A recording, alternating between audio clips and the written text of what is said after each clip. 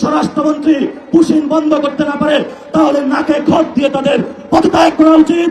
আর যদি তারা সসম্মানে পদত্যাগ না করে, তাহলে তোমাকে টেনে হিঁচড়ে আমরা বাংলার মাটিতে পদত্যাগ করাবো।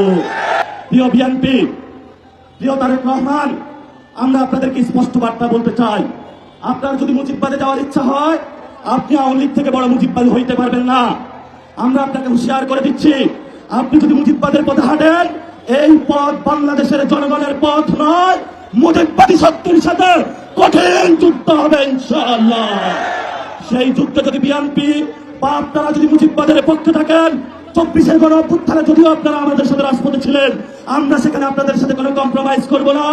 আগামীর এই লড়াই আমরা সরকারকে বলবো, যদি পররাষ্ট্রমন্ত্রী স্বরাষ্ট্রমন্ত্রী পুশিন বন্ধ করতে না পারে, সীমান্ত হত্যা বন্ধ করতে না পারে, নাগরিকদের নিরাপত্তা না দিতে পারে, সীমান্তের নাগরিকদের উপর অত্যাচার বন্ধ করতে না পারে, তাহলে নাকে খত দিয়ে তাদের পদত্যাগ করা উচিত।